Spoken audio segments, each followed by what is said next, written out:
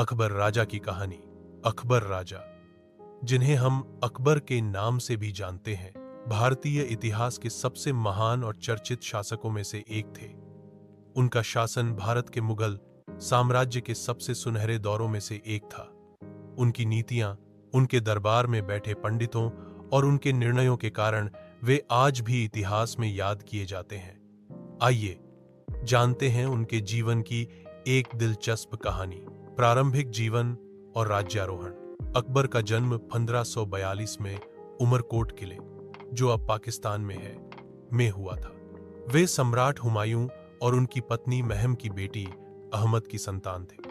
अकबर का जन्म एक कठिन समय में हुआ था, क्योंकि उनके पिता हुमायूं को सत्ता से निर्वासित कर दिया गया था और वे अपने परिवार के साथ शरण लेने के लिए कई वर्षों तक इधर उधर भटकते रहे थे।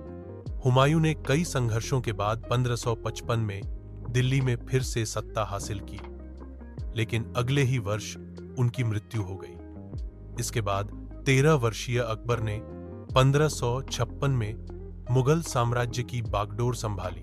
अकबर का यथार्थवादी दृष्टिकोण। अकबर ने बहुत ही यथार्थवादी दृष्टिकोण से शासन करना शुरू किया। उसने महसूस किया कि किसी भी साम्राज्य को मजबूत बनाने के लिए न केवल युद्ध और तलवार की जरूरत होती है, बल्कि एक कुशल प्रशासन, नीति निर्धारण और समाज के हर वर्ग के साथ समन्वय भी जरूरी है। अकबर ने अपने दरबार में विविध धर्मों, जातियों और संस्कृतियों से आए हुए लोगों को समाहित किया। उन्होंने हिंदू, मुस्लिम, सिख, जैन और अन्य धर्मों के प्रतिनिधियों को अपने दरबार में स्थान दिया और हर धर्म का सम्मान किया।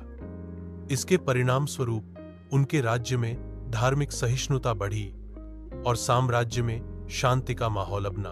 अकबर का प्रसिद्ध दरबार।